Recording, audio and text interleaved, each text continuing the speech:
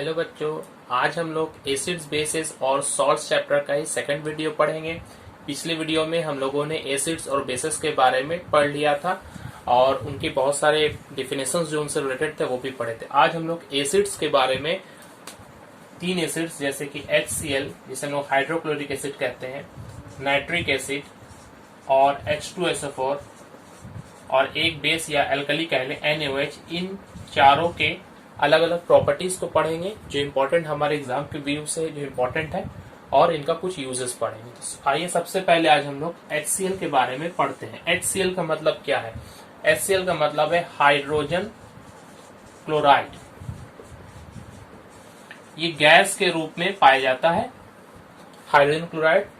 जब इसे हम लोग एक्वस सॉल्यूशन बनाते हैं, एक्वस कर देते हैं, पानी मिलाते हैं, तब जाके वो हाइड्रोक्लोरिक एसिड बनता है। तो हमें यहाँ पर इस हाइड्रोक्लोरिक एसिड से ही मतलब है हाइड्रोक्लोरिक एसिड, या शॉर्ट में अब हम उसे कहेंगे HCl एसिड। ये एक मिनरल एसिड है और हम लोगों ने पढ़ा कि इसमें चूंकि एक हाइड्रोजन है तो इसे हम लोग मोनोबेसिक एसिड भी कहते हैं। मोनोबेसिक एसिड ये सिर्फ एक H+ आयन पानी में छोड़ सकता है। ये पानी में किस तरह से इसका एक्वस सॉल्यूशन बनता है HCl का? H+ और Cl-, सिर्फ एक हाइड्रोजन प्लस में और एक क्लोरीन माइनस में। और जितने भी ज्यादा जो भी आप मिनरल एसिड्स देखेंगे, सभी के सभी मिनरल एसिड्स क्या होते हैं? बहुत ज्यादा आयोनाइज होते हैं। इनका जितने भी मोल्स आप पानी में डालेंगे वो सब के सब आयोनाइज होकर हाइड्रोजन आयन प्रोड्यूस करेंगे। तो इसीलिए हम इसे एक स्ट्रॉन्ग एसिड कह सकते हैं। तो ये एक स्ट्रॉन्ग मिनरल एसिड है। तो इसके प्रॉपर्टीज जब पढ़ेंगे तो एसिड का जो प्रॉपर्टीज होता है हम लोग HCl, HNO3, H2SO4 सब लगभग कॉमन हम लोग प्रॉपर्टीज देखेंगे। तो सबसे पहला जो प्रॉपर्टी है HCl जो है वो बेस के साथ कैसे रिएक्शन करता है। एक क्षार के साथ अगर हम हाइड्रोक्लोरिक एसिड को मिलाएंगे तो कैसे रिएक्शन है। Chemical properties of HCl। HCl को हाइड्रोक्लोरिक एसिड या म्यूरेटिक एसिड भी कहते हैं, याद रखेंगे इसे म्यूरेटिक। क्यों कहते हैं म्यूरेटिक एसिड? क्योंकि ये सोडियम क्लोराइड सॉल्ट से बनाया जाता है जो कि समुद्र से हमें मिलता है। समुद्र से मिलने के कारण इसे हम लोग म्यूरेटिक एसिड कहते हैं। ये हमारे पेट में भी गैस्ट्रिक जूस के रूप में ये पाया जाता है जो खाना को पचाने में सहायता करता है। तो केमिकल प्रॉपर्टीज में जो सबसे पहला हम लोग पढ़ेंगे यहाँ पर रिएक्शन विद बेसिस,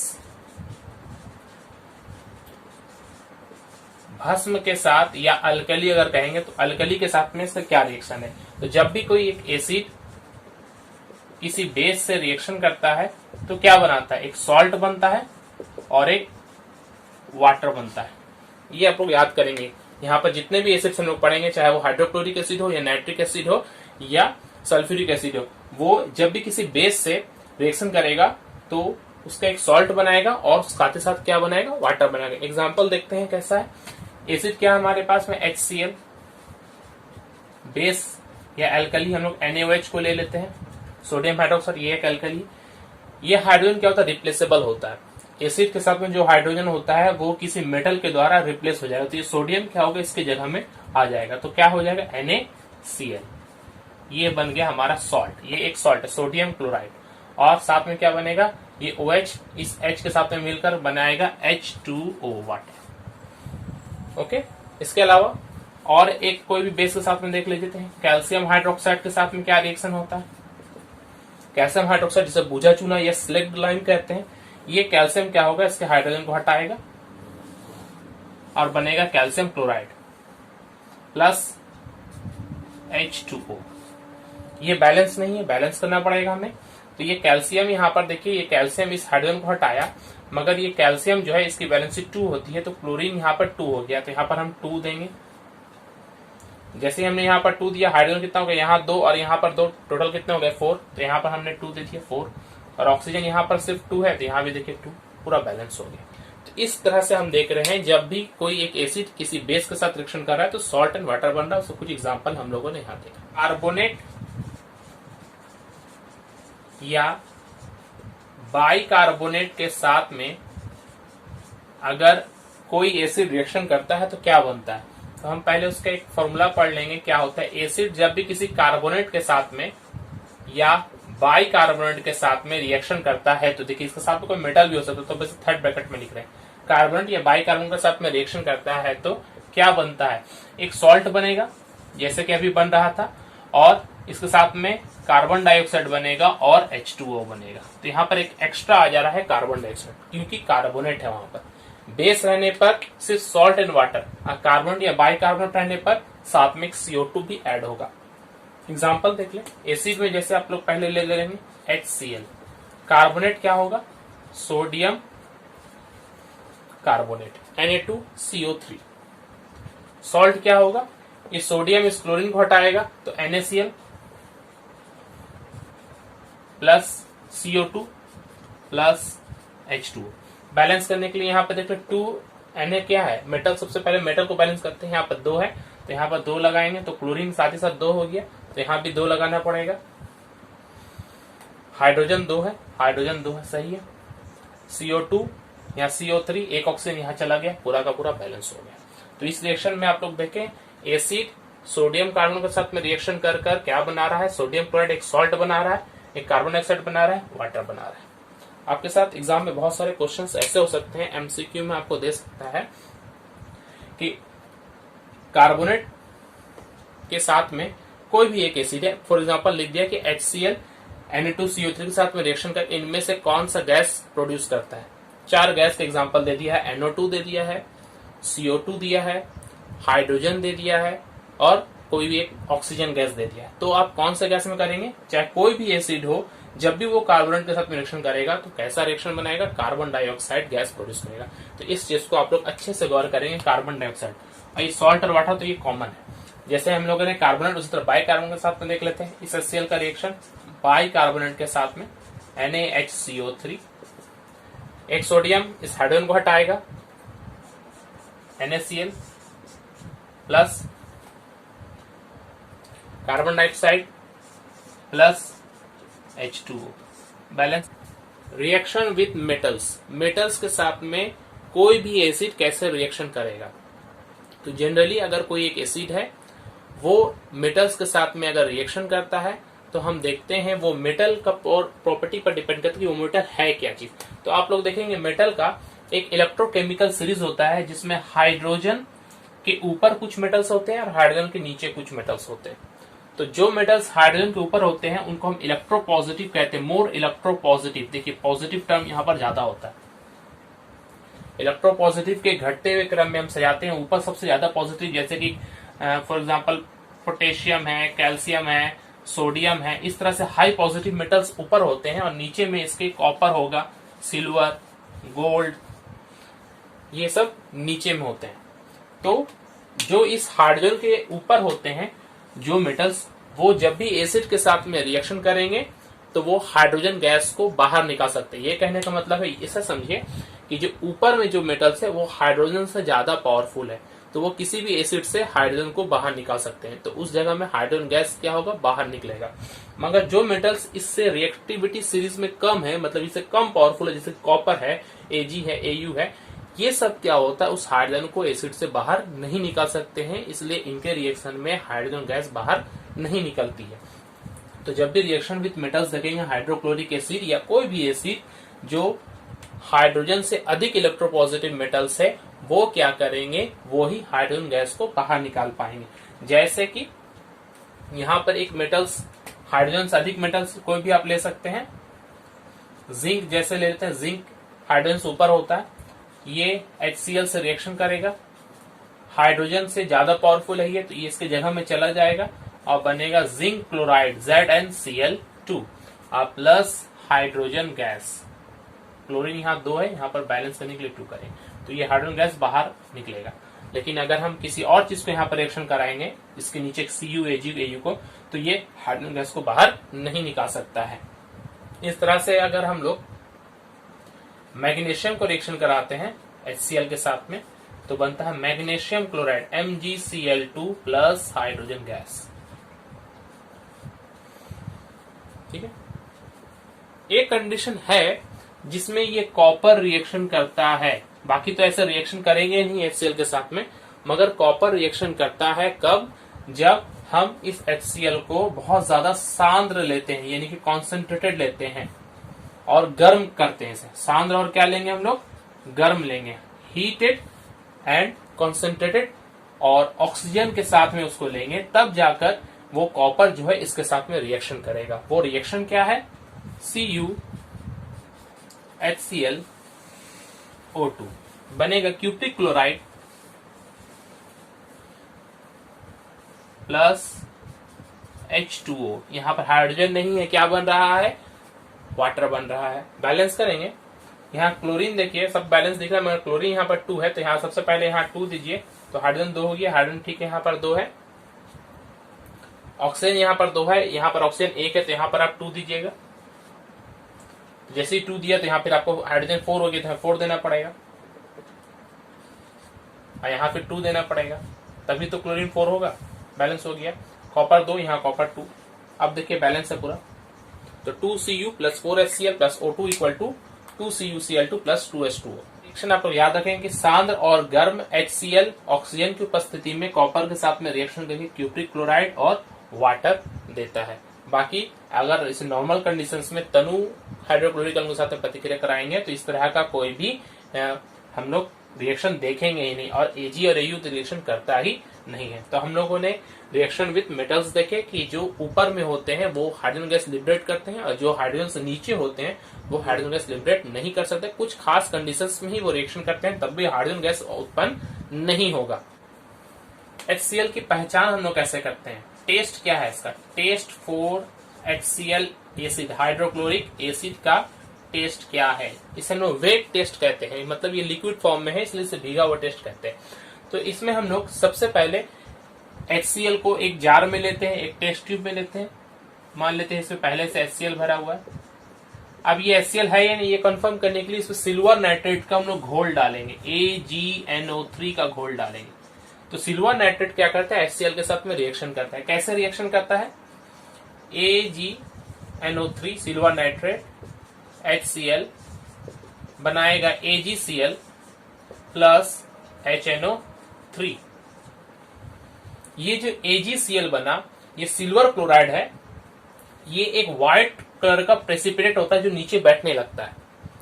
ये नीचे में यहाँ पर व्हाइट कलर का प्रेसिपिटेट बैठ जाएगा AgCl का रिएक्शन करने के बाद। और चूंकि यहाँ पर HNO3 बना है तो HNO3 में ये घुलता भी नहीं है, तो ये AgCl जो है ये HNO3 में नहीं घुलता है। लेकिन जब इसमें हम लोग एक्सेस अमोनियम हाइड्रोक्साइड डालेंगे तब जाकर ये AgCl घुल जाएगा।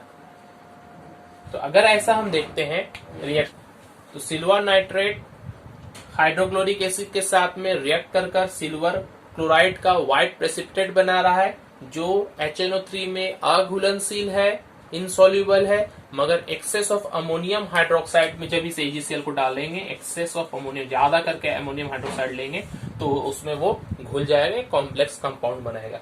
तो अगर ऐसा होता है तो हम समझ जाएंगे कि ये जो एसिड हमने लिया था वो क्या था, वो HCl या हाइड्रोक्लोरिक एसिड था। इस तरह से हाइड्रोक्लोरिक एसिड की हम लोग पहचान करते हैं। Chemical properties of H2SO4, H2SO4 यानी कि सल्फ्यूरिक एसिड।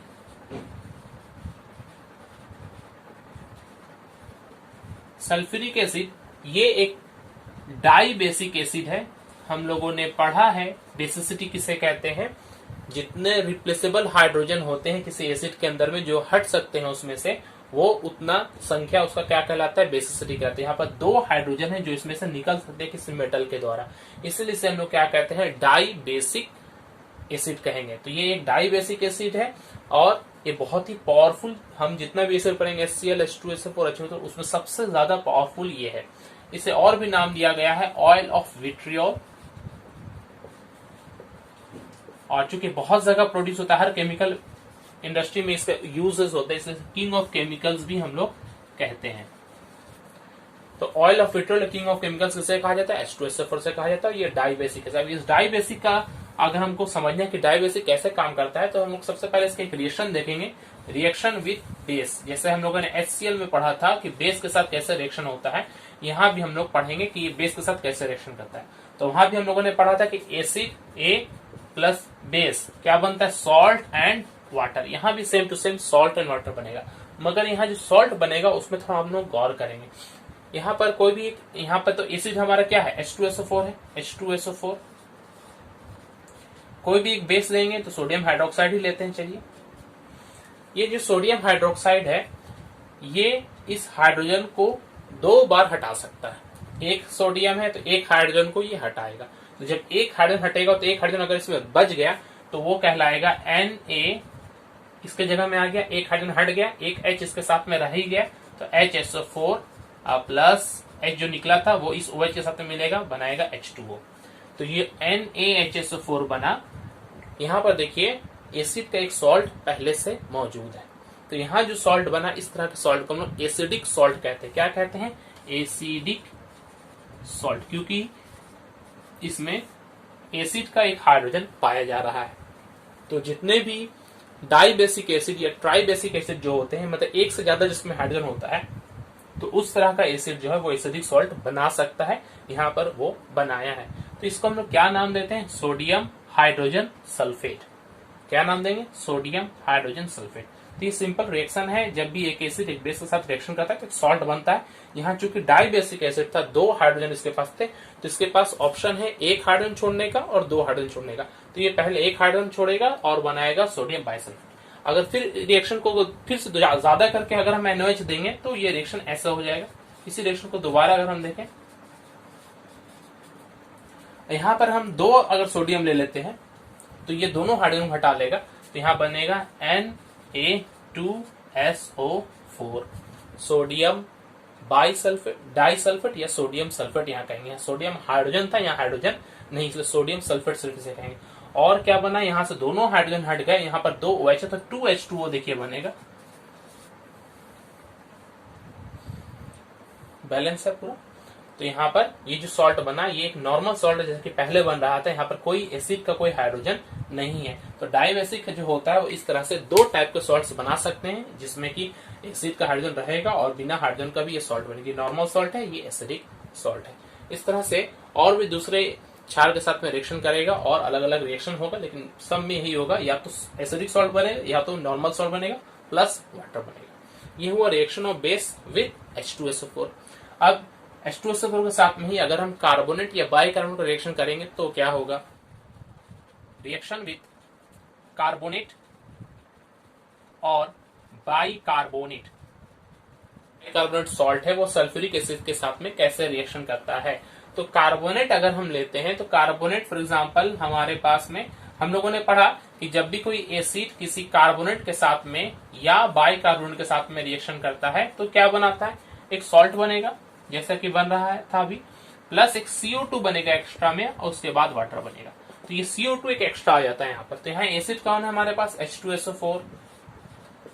कार्बोनेट कौन से भी आप ले ले, सोडियम बाइकार्बोनेट या सोडियम डाइकार्बोनेट जिसे कहते हैं Na2CO3।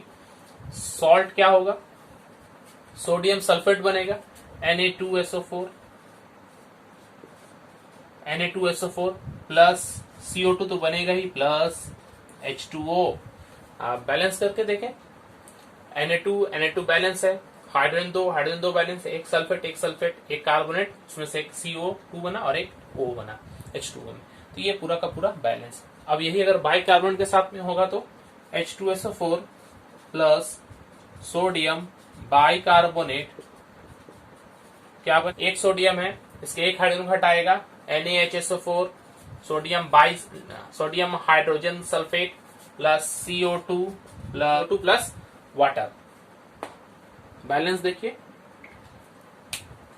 सल्फेट एक CO3 में से O यहाँ 2 यहाँ, और सोडियम 1 है, हाइड्रोजन 2, हाइड्रोजन यहाँ से, और यहाँ पर एक 3, यहाँ भी 2 और 1 3, पूरा बैलेंस है। तो देख रहे हैं एक बाइकार्बोनेट के साथ में बाइसल्फेट या इस तरह का सॉल्ट बन रहा है, और यहाँ पे एक नॉर्मल सॉल्ट, ये एसिडिक सॉल्ट हो गया और एक नॉर्मल सॉल्ट है, मगर वही है CO2 यहाँ भी और वाटर, सेम टू सेम जैसे कि HCl में हम लोग देख रहे थे। ठीक है, बस सॉल्ट चेंज होते जा रहा है, मगर ये 2 प्रोडक्ट जो है कार्बन डाइऑक्साइड और वाटर, ये सब में सेम।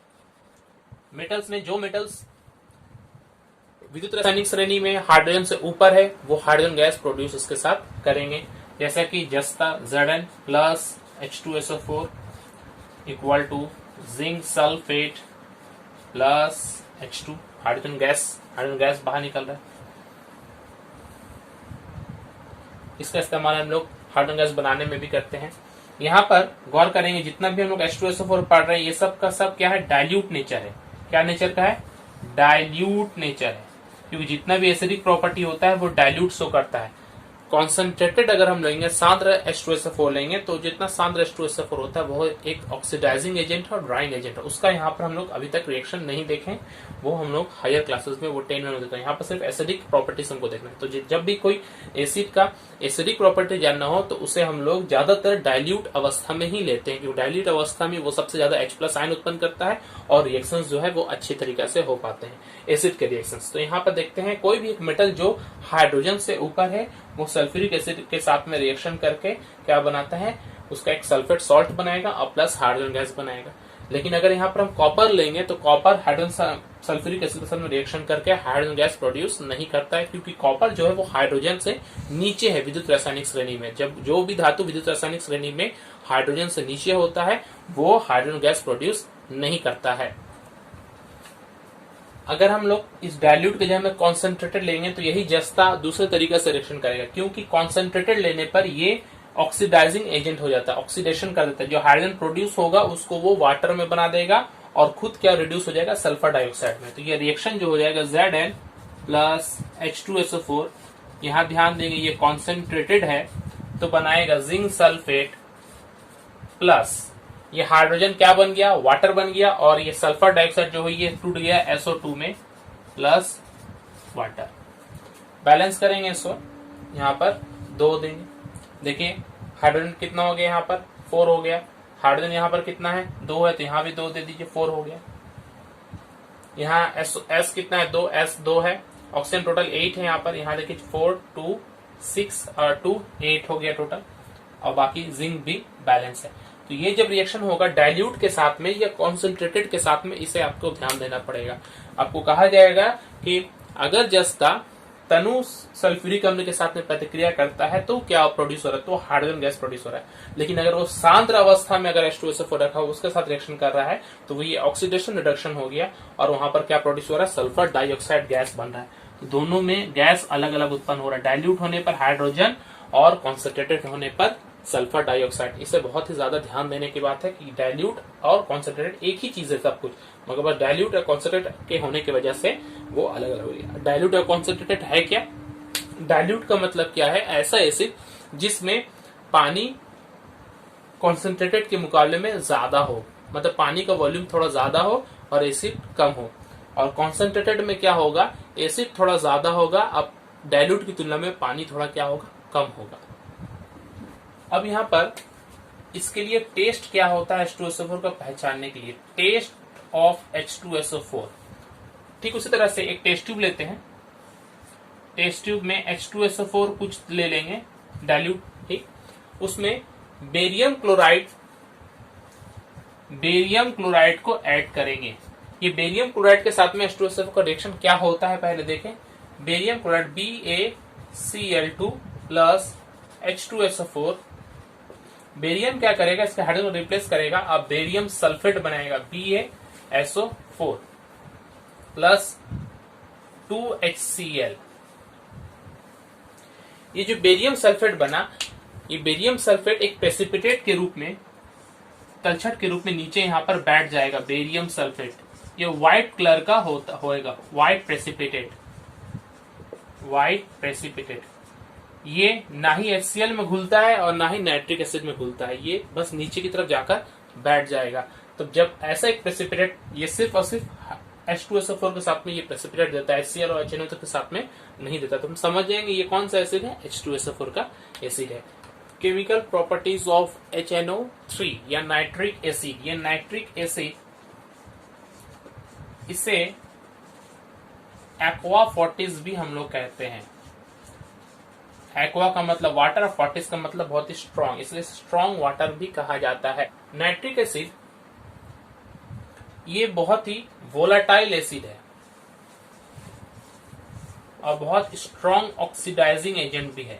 इसको हम लोग ख्याल करेंगे जब इसका रिएक्शन हम लोग लिखेंगे। तो वोलाटाइल मतलब वेपर के रूप में हमेशा निकलते रहता है, तो नॉर्मल टेम्परेचर पर भी ये क्या होता है, वाष्प बनते रहता है और बहुत ही हाई ऑक्सीडाइजिंग एजेंट है। तो जब इसका रिएक्शन देखेंगे तो सबसे पहला बेस के साथ में क्या रिएक्शन होता है। तो हम जानते हैं जब भी कोई बेस एसिड के साथ में रिएक्शन होता है तो क्या बनेगा, सॉल्ट बनता है और वाटर बनता है। तो यहाँ पर बेस कौन सा हम लेंगे, कैल्शियम हाइड्रोक्साइड ही ले लेते हैं, calcium hydroxide CaOH2 plus acid क्या है हमारे पास HNO3। सॉल्ट बनेगा, सॉल्ट कैसे बनता है, ये कैल्शियम क्या करता है, इस हाइड्रोजन को रिप्लेस करेगा, उसकी जगह को हटा देगा तो बनेगा कैल्शियम नाइट्रेट। अभी कैल्शियम नाइट्रेट का फॉर्मूला क्या होता है, तो NH3 का वैलेंसी होता है 1 और Ca का होता है 2। और प्लस में अगर माइनस देंगे तो ये प्लस और ये -1 तो क्रॉस हो जाता है ना, तो यहाँ 1 और यहाँ 2 तो ये CaNO3 ये हो गया इसका वैलेंसी। प्लस क्या होगा, वाटर, सॉल्ट एंड वाटर हुआ। बैलेंस कर लेते हैं 2 NO3 तो यहाँ पर 2 लगा दे। वाटर मॉलिक्यूल्स देख लीजिए, यहाँ पर 2 यहाँ पर 2 टोटल 4 तो यहाँ पे 2 लगा दे, बैलेंस हो गया। तो कैल्शियम हाइड्रोक्साइड कोई भी बेस है जो नाइट्रिक एसिड के साथ रिएक्शन करता है तो एक नाइट्रेट सॉल्ट बनाता है। ये नाइट्रेट है NO3, calcium nitrate plus water बना। इसी तरह से NaOH करेगा तो सोडियम नाइट्रेट बनेगा, अमोनियम हाइड्रोक्साइड करेगा तो अमोनियम नाइट्रेट बनेगा। देख लेते हैं अमोनियम हाइड्रोक्साइड NH4OH, ये कहां से आता है, अमोनिया को जब पानी में डालते हैं तो एक वीक बेस बनता है। ये HNO3 के साथ में रिएक्शन करेगा, क्या बनेगा, अमोनियम नाइट्रेट NH4, इसकी भी वैलेंसी 1 और इसकी भी वैलेंसी 1 तो यहाँ पर दोनों 1 NH4NO3 और प्लस H2O, ये अमोनियम नाइट्रेट बना और वाटर बन गया। बैलेंस करने की यहाँ कोई जरूरत नहीं है, ऑलरेडी बैलेंस्ड है।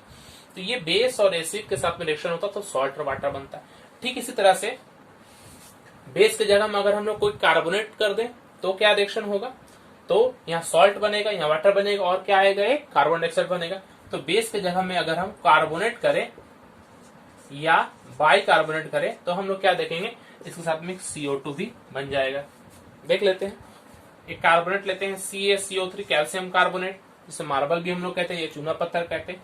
ये HNO3 के साथ में रिएक्शन करेगा, क्या बनेगा, सॉल्ट बनेगा। सॉल्ट क्या है देख लेते हैं, ये कैल्शियम इस हाइड्रोजन हटाएगा, कैल्शियम नाइट्रेट बनाएगा। कैल्शियम नाइट्रेट अभी हम लोगों ने पढ़ा, कैल्शियम नाइट्रेट यहाँ पर 2 आता है, प्लस वाटर बनेगा, चलिए वाटर लिख देते हैं, प्लस क्या होगा CO2, बैलेंस यहाँ पर 2 लगा देते हैं, बैलेंस हो गया। जब भी कोई कार्बोनेट एक नाइट्रिक एसिड के साथ में रिएक्शन करता है तो कैल्शियम नाइट्रेट बनेगा, वाटर बनेगा, कार्बन डाइऑक्साइड बनेगा। सर मेटल्स के साथ में बहुत ही इंपॉर्टेंट है, इसे हम लोग थोड़ा डिटेल से पढ़ेंगे। मेटल्स के साथ में, मेटल्स के साथ में रिएक्शन जब भी नाइट्रिक एसिड का देखेंगे तो वो मेटल्स के इलेक्ट्रोकेमिकल सीरीज के ऊपर में डिपेंड करता है। पहला इलेक्ट्रोकेमिकल सीरीज, ये कहने का मतलब है कि मेटल हाइड्रोजन से ऊपर है या नीचे है। सेकंड जो है वो एसिड के कॉन्सेंट्रेशन पर और टेम्परेचर पर भी डिपेंड करता है। चाहे कोई भी मेटल्स हो, जितना भी ऊपर हो क्यों नहीं इलेक्ट्रोकेमिकल सीरीज में, वो नाइट्रिक एसिड में हाइड्रोजन एसिड प्रोड्यूस नहीं कर सकता है सिवाय 2 के। एक याद रखेंगे, 2 मेटल्स ऐसे हैं, मैग्नीशियम और मैंगनीज। ये 2 मेटल्स जो हैं, सिर्फ ये दोनों ही नाइट्रिक एसिड के साथ में जब रिएक्शन करते हैं तब जाके हाइड्रोजन गैस प्रोड्यूस होता है। और वो नाइट्रिक एसिड भी जो होगा वो बहुत ही ज्यादा डाइल्यूट होगा, कम से कम 1% से लेकर 2% होता है डाइल्यूट HNO3, मतलब बहुत ही कम एसिड होगा, पानी की परिमाण बहुत ज्यादा है, तब जाकर ये हाइड्रोजन से रिएक्शन करता है, मतलब रिएक्शन करके हाइड्रोजन उत्पाद प्रोड्यूस करता है। बाकी क्यों नहीं करते, क्योंकि जो HNO3 ये बहुत ही स्ट्रॉन्ग ऑक्सीडाइजिंग एजेंट है, तो उस हाइड्रोजन को वो ऑक्सीडाइज करके क्या बना देगा, वाटर बना देगा। तो सबसे पहले हम लोग इसका रिएक्शन देख ले कि हाइड्रोजन प्रोड्यूस होता है कब होता है, जब मैग्नीशियम HNO3 के साथ में रिएक्शन करता है तो बनाता है magnesium nitrate plus hydrogen gas produce होता है। बैलेंस करेंगे यहाँ पर। तो इसी तरह से मैंगनीज भी मैंगनीज नाइट्रेट बनाता है और हाइड्रोजन गैस प्रोड्यूस होता है। कब, जब वेरी वेरी डाइल्यूट HNO3 हम लोग लेते हैं। अब अगर इन मेटल्स के अलावा दूसरे मेटल्स के साथ में देखें तो सबसे जो कॉमन एग्जांपल जो आपसे पूछा जाएगा वो है कॉपर का। कॉपर जो है इस नाइट्रिक एसिड के अलग अलग कंडीशंस के साथ में, मतलब कॉन्सेंट्रेशन और टेम्परेचर के साथ में रिएक्शन करके अलग अलग नाइट्रोजन का ऑक्साइड बनाता है। तो अगर हम लोग सबसे पहले देखेंगे कि कॉपर रिएक्शन विथ HNO3, इसे आप बहुत ध्यान से देखिए। Reaction with copper, copper means Cu। तो पहला कंडीशन है हॉट एंड कॉन्सेंट्रेटेड। जब एसिड जो मेरा है हॉट हो, बहुत गर्म हो, और कॉन्सेंट्रेटेड हो, बहुत ज्यादा सांद्र हो, मतलब एसिड की परिमाण बहुत ज्यादा है पानी की तुलना में, हॉट एंड कॉन्सेंट्रेटेड HNO3 जब कॉपर से रिएक्ट करेगा तो क्या रिएक्शन होगा देखते हैं। कॉपर जो है वो नाइट्रिक एसिड के साथ में रिएक्शन करके सबसे पहले क्यूप्रिक नाइट्रेट सॉल्ट बना लेगा। उसके साथ ही साथ नाइट्रेट है तो यहां पर NO2 गैस उत्पन्न होगा प्लस H2O। दो यहाँ और यहाँ एक है, 3 टोटल हो, तो यहाँ 3 देने से काम नहीं चलेगा, हम लोग 4 देंगे और यहाँ पर 2 लगा देंगे। ये देखिए पूरा बैलेंस हो गया। यहाँ पर 2H2O भी लगा दे, बैलेंस हो जाएगा। हॉट एंड कॉन्सेंट्रेटेड HNO3 के साथ में रिएक्शन होता है NO2, ये ब्राउन कलर का गैस होता है, याद करेंगे, ब्राउन कलर का रेडिश ब्राउन फ्यूम्स उसमें से निकलने लगेंगे नाइट्रोजन डाइऑक्साइड का, जब हॉट एंड कॉन्सेंट्रेटेड HNO3 के साथ में कॉपर को हम लोग गर्म करते हैं या कॉपर को हम लोग डाल देते हैं। सेकंड कंडीशन है कॉन्सेंट्रेटेड है मगर कोल्ड है, ठंडा है, कॉन्सेंट्रेटेड एंड कोल्ड, तब ये कॉपर HNO3 के साथ में रिएक्शन कर क्यूप्रिक नाइट्रेट तो बनाएगा ही, साथ ही साथ नाइट्रिक ऑक्साइड बनेगा, क्योंकि ऑक्सीजन का परिमाण धीरे धीरे कम होते जा रहा है। जितना हॉट और कॉन्सेंट्रेट रहेगा वो उतना ज्यादा ऑक्सीडाइज करेगा, ज्यादा ऑक्सीजन देगा, और जितना नीचे की तरफ हम लोग जाएंगे, कॉन्सेंट्रेटेड है मगर ठंडा है, थोड़ा पावरफुल कह सकते हैं, पावर पहले की तुलना में कम है, तो एक ऑक्सीजन कम हो गया, NO बन गया और वाटर बनेगा।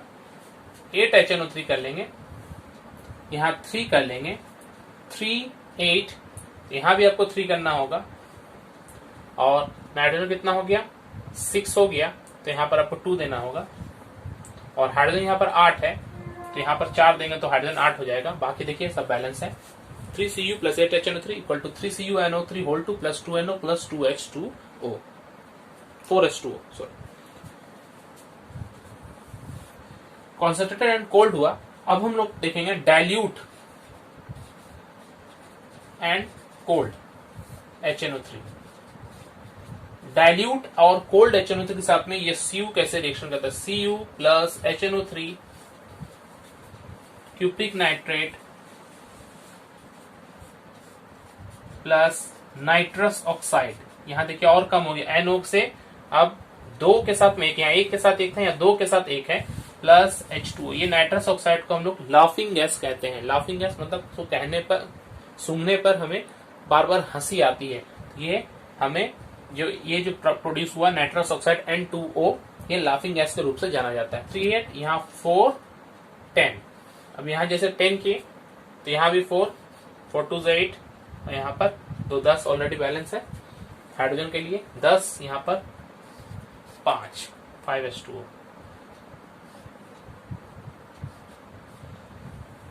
डाइल्यूट और कोल्ड HNO3 के साथ में अगर रिएक्शन कराएंगे तो 4Cu plus 10 HNO3 4CuNO3 whole to N2O plus 5H2O।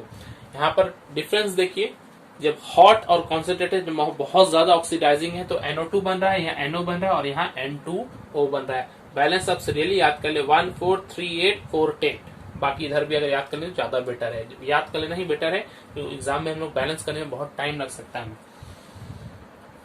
इसके बाद में अगर HNO3 को हम लोग एसिड के रूप में ना ले, से वेपर के रूप में सिर्फ लें और कॉपर को बहुत गर्म करें, गर्म कॉपर के ऊपर में अगर हम HNO3 की वाष्प को प्रवाहित करेंगे, उसके वेपर को देंगे, तब ये N2O नहीं सिर्फ और सिर्फ नाइट्रोजन गैस बनेगा। तो फोर्थ कंडीशन भी हम लोग यहाँ पर पढ़ ले रहे हैं, सिर्फ रिएक्शन लिख रहा हूँ। Cu प्लस HNO3, यहाँ पर देखिए क्यूप्रिक ऑक्साइड हो जाएगा, क्यूप्रिक नाइट्रिक नहीं रहेगा, cupric oxide plus nitrogen plus water. Balance करेंगे इसको, यहाँ 5, यहाँ 2, यहाँ 5, यहाँ 2 ऑलरेडी है, 5 ऑक्सीजन, एक 6 ऑक्सीजन बैलेंस है, हाइड्रोजन भी बैलेंस है। तो ये बैलेंस करने के बाद में ये 4 टाइप्स में कॉपर जो है वो रिएक्शन कर रहा है नाइट्रिक एसिड के साथ में। Test for HNO3, nitric acid का जो टेस्ट होता है बहुत इंपॉर्टेंट है, रिंग टेस्ट। रिंग टेस्ट क्या है, हम लोग क्या करते हैं, एक टेस्ट ट्यूब लेते हैं, टेस्ट ट्यूब में फ्रेशली प्रिपेयर्ड, इस वर्ड को गौर करेंगे, फ्रेशली प्रिपेयर्ड फेरस सल्फेट। क्या बोला मैंने? Ferrous sulphate. क्यों लेते हैं बताते हैं। फ्रेशली प्रिपेयर्ड फेरस सल्फेट का घोल लेते हैं और HNO3 को टेस्ट करना है तो HNO3 भी इसमें मिला देंगे। तो ये जो सॉल्यूशन हुआ ये क्या है? FeSO4 plus HNO3। इन दोनों को हम लोग मिलाकर रखते हैं टेस्ट ट्यूब में। अब इसमें धीरे धीरे करके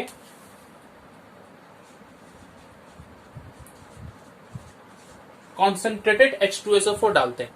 कॉन्सेंट्रेटेड H2SO4 डालते हैं, धीरे धीरे डालते हैं दीवार के सारे। मगर अगर टेस्ट ट्यूब को अगर हम तिरछा करके इसमें धीरे धीरे दीवार के साथ डालते हैं, डायरेक्ट नहीं डालेंगे क्योंकि वो छिटक सकता है और नुकसान भी हमें करेगा।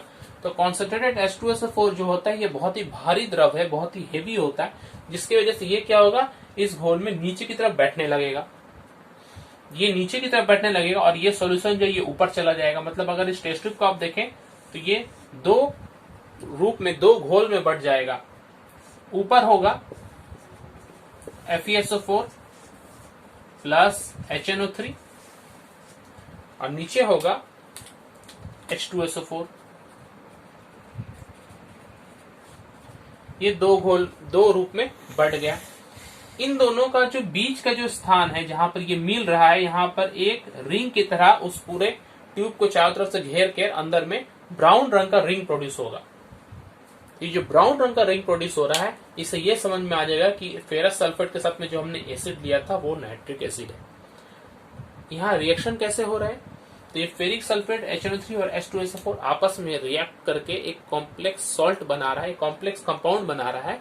वो कॉम्प्लेक्स कंपाउंड जो है यहाँ पर ब्राउन रंग का रिंग प्रोड्यूस कर रहा है। ध्यान क्या देंगे, ये जो ब्राउन रंग का रिंग प्रोड्यूस होता है ये बहुत ही अनस्टेबल होता है। तो थोड़ा सा भी अगर हिला देंगे हम लोग, जोर से हिला देंगे, तो हिला देने से क्या होगा, ये ब्राउन रिंग डिसअपियर हो जाएगा, ये घोल में वापस मिल जाएगा, क्योंकि ये जो कॉम्प्लेक्स कंपाउंड बना था ये टूट जाता है फिर। तो आइए देखते हैं ये रिएक्शन होता है कैसे। 6FeSO4 plus 2HNO3 plus 3H2SO4, इसको याद करेंगे 6, 2, 3। पहले FeSO4 HNO3, उसके बाद में H2SO4 हमने डाला। बना क्या हमारा? फेरिक सल्फेट बना, वाटर बना और NO बना। ये जो NO बना ये बहुत इंपॉर्टेंट, नाइट्रिक ऑक्साइड। ये नाइट्रिक ऑक्साइड क्या करता है, ये FeSO4 जो सॉल्यूशन में पहले से है उसके साथ में मिलकर FeSO4.NO बनाएगा। ये कॉम्प्लेक्स कंपाउंड जो बना इसे ही हम लोग कहते हैं नाइट्रोसो फेरस सल्फेट। ये नाइट्रोसो फेरस सल्फेट यही है जो ब्राउन रंग का रिंग के रूप में दिखता है। अगर हिला देंगे तो ये बॉन्ड टूट जाएगा, ये अलग अलग हो जाएगा और फिर हमें ये ब्राउन रिंग नहीं मिलेगा। तो ये जो रिंग टेस्ट हो रहा है ब्राउन रिंग, ये किसी भी तरह का नाइट्रेट सॉल्ट को हम लोग पहचान सकते हैं या नाइट्रिक एसिड को हम लोग इससे पहचान सकते हैं। यहाँ पर अब क्वेश्चन ये है कि हमने जो फेरस सल्फेट लिया था, ये फेरस सल्फेट जो है ये फ्रेशली प्रिपेयर्ड क्यों होना चाहिए? क्योंकि FeSO4 जो है ये बहुत देर से अगर हम बनाकर उसको पहले से रखे हुए रहेंगे तो ये क्या होगा, वायु के ऑक्सीजन से मिलकर फेरिक सल्फेट बना देगा पहले ही, और ये रिएक्शन में फिर भाग लेगा ही नहीं। तो इसीलिए हमें इसे फ्रेशली प्रिपेयर्ड होना चाहिए। और सेकंड पॉइंट जो ध्यान में रखना है, जो H2SO4 लेते हैं ये बहुत कम भी नहीं, बहुत ज्यादा भी नहीं लेना। बहुत कम लेने से क्या होगा, जितना कम लेंगे ये जो रिंग है, ये अगर H2SO4 का परिमाण बहुत कम रहेगा, नीचे की तरफ रहेगा, तो रिंग एकदम नीचे की तरफ बनेगा। तो इसे मिडिल में या और अच्छे से देखने के अगर बनाना है आपको, तो H2SO4 को थोड़ा हम लोग ज्यादा लेते हैं। ऐसा लेते हैं कि दोनों जो है वो इक्वल रहे, तो बीचों बीच आपको ये बनेगा और अच्छा समझ में आएगा और थोड़ा मोटा भी बनेगा फिर ब्राउन रिंग। तो इस तरह से हम लोग HNO3 को टेस्ट कर सकते हैं। कॉस्टिक सोडा यानी कि NaOH, कॉस्टिक सोडा को हम लोग सोडियम हाइड्रोक्साइड भी कहते हैं। तो ये सोडियम हाइड्रोक्साइड ये एक बहुत ही पावरफुल क्षार या अल्कली है। इसका रिएक्शन अल्युमिनियम और जस्ता के साथ में हमेशा हमसे पूछा जाता है। तो अल्युमिनियम और जस्ता के साथ में जब भी हम कॉस्टिक सोडा का रिएक्शन कराते हैं तो हाइड्रोजन गैस प्रोड्यूस होता है। इसके साथ में एक सॉल्ट बनता है, उस पर ध्यान दें। अल्युमिनियम जब रिएक्शन करेगा तो ये एक्वस सॉल्यूशन जो है ये बहुत जरूरी है, 2H2O। 2H2O के साथ में रिएक्शन होता है। यहाँ पे मिलाकर आप देखेंगे सोडियम एल्यूमिनेट बना है। इसे क्या नाम देते हैं हम लोग? Sodium aluminate. ये फिल इन द ब्लैंक से भी पूछ सकता है। और जस्ता के साथ में जब NaOH का है, यहाँ पर वाटर का कोई जरूरत नहीं, बिना वाटर के भी ये रिएक्शन करता है, जिसे हम लोग कहते हैं सोडियम जिंकेट। वाटर का जरूरत नहीं, मतलब दोनों ही NaOH जो हो एक्वस सॉल्यूशन में ही है, मगर यहाँ पर वाटर भी रिएक्शन कर रहा है, यहाँ पर वाटर रिएक्शन नहीं कर रहा है। यहाँ पर सोडियम एलिमेंट का फॉर्मूला NaAlO2 और यहाँ Na2ZnO2, ये दोनों फॉर्मूला अच्छी तरीके से याद कर लें और दोनों को हम लोग देखें कॉस्टिक सोडा के साथ में एल्युमिनियम और जिंक का रिएक्शन के साथ साथ हाइड्रोजन गैस प्रोड्यूस हो रहा है एसिड की तरह। जैसे कि एसिड प्रोड्यूस होता था, ठीक उसी तरह से कॉस्टिक सोडा के साथ में भी या एक अल्कली के साथ में भी हाइड्रोजन गैस कौन प्रोड्यूस कर रहा है, एल्युमिनियम और जिंक। हमने जितने भी यहाँ पर एसिड्स और बेसिस पढ़े उन सब में हम लोगों को ध्यान देना है कि हम सबका एक्वस सॉल्यूशन ले रहे हैं। एक्वस सॉल्यूशन बहुत ही इंपॉर्टेंट है। इसका इंपॉर्टेंस को समझने के लिए हम लोग बेकिंग पाउडर का एग्जांपल लेते हैं। बेकिंग पाउडर क्या होता है? बेकिंग पाउडर असल में sodium bicarbonate plus tartaric acid का मिक्सचर होता है। टार्टरिक एसिड का फॉर्मूला क्या है? C4H6O6। ये है टार्टरिक एसिड।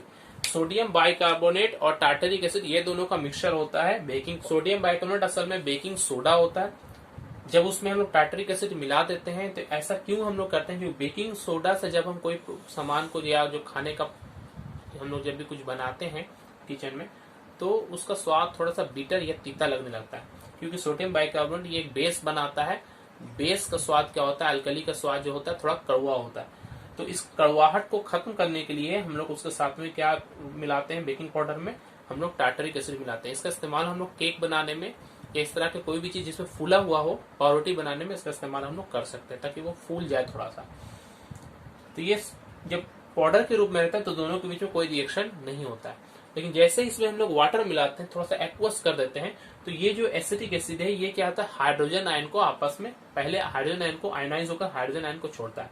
वो हाइड्रोजन आयन ये सोडियम के साथ में आकर मिल जाएगा, एक सॉल्ट बनाएगा और ये SCO3 से टूटकर अलग हो जाएगा। ये SCO3 जो ये वाटर के साथ में मिलकर बनाता है कार्बोनिक एसिड, और ये कार्बोनिक एसिड से क्या बनता है? CO2 गैस निकलता है। ये CO2 गैस के निकलने के कारण ही वो जो पफी नेचर जो हम देखते हैं, छेद छेद जो रहता है केक में, वो इस कार्बन डाइऑक्साइड के निकलने के कारण होता है। ये पूरा रिएक्शन को अगर हमें समझना है तो सबसे पहले हम इसे समझेंगे।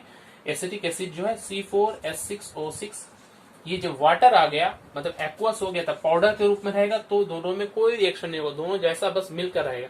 लेकिन रिएक्शन जब एक्वस हो जाएगा तब सबसे पहले ये चूंकि वीक एसिड है इसीलिए ये हाइड्रोजन प्रोड्यूस करेगा। कितना हाइड्रोजन प्रोड्यूस करेगा? दो करके हाइड्रोजन प्रोड्यूस करेगा। तो C4H4O6 ये -2 और 2 हाइड्रोजन प्रोड्यूस होगा 2H सॉरी। अब ये 2H+ है, ये सोडियम बाइकार्बोनेट के साथ में रिएक्शन करके क्या बनाता है? सोडियम टार्टरेट बनाता है और ये HCO3 अलग हो जाएगा। तो HCO3 जो है ये बना देगा H2CO3 वाटर के साथ में मिलकर। ये H2CO3 से ही बनेगा CO2 गैस, जिसकी वजह से गैस। हमें यहाँ रिएक्शन इंपॉर्टेंट नहीं, हमें पढ़ना है कि ये CO2 गैस निकलता है कैसे। पाउडर रूप में नहीं निकलेगा, जब तक उसमें हम पानी नहीं मिलाएंगे तब तक वो कार्बन डाइऑक्साइड नहीं निकलेगा। इसलिए एक्वस सोल्यूशन जो है एसिड और बेस के रिएक्शन में पानी का होना बहुत ही जरूरी है। Thank you.